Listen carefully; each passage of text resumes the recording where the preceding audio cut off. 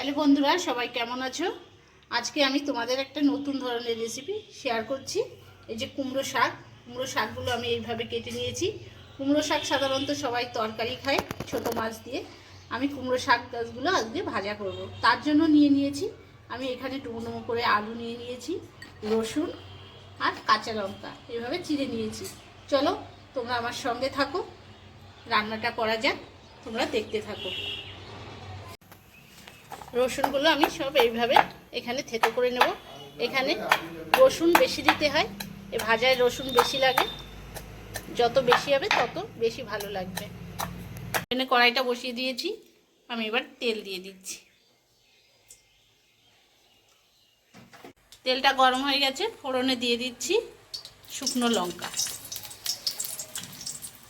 থেতো করা রসুন, নাড়িয়ে নেব। এটা একটু লাল লাল ভাজা হবে।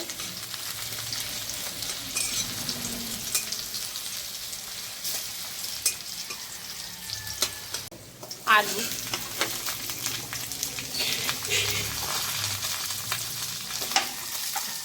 স্বাদ মতো লবণ, পরিমাণ মতো হলুদ মিশিয়ে নেব।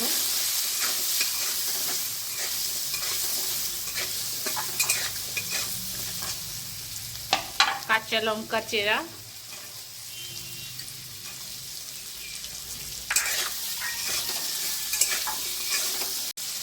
এবার কেটে রাখা কুমড়ো শাকগুলো সব দিয়ে দেবো।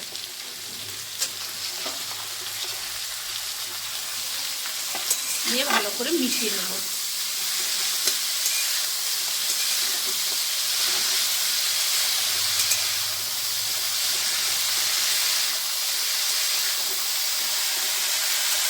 ভালো করে মিশিয়ে আমি 2 মিনিটের মতো ঢেকে দেবো।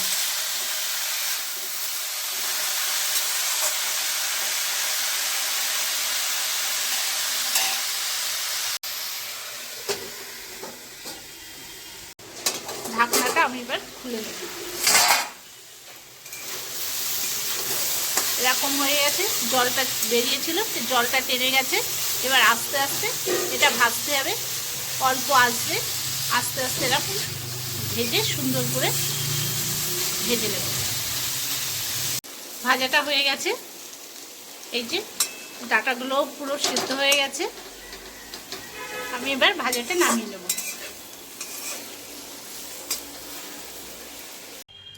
কুমড়ো শাক ভাজা হয়ে গেছে, আমি একটা প্লেটে নামিয়ে নিয়েছি। আপনারা বাড়িতে এইভাবে ভেজে খেয়ে দেখবেন, দারুণ লাগে খেতে। আর গরম গরম ভাতের সঙ্গে খাবেন। আমাকে লাইক, শেয়ার, কমেন্ট আর সাবস্ক্রাইব করে দেবেন।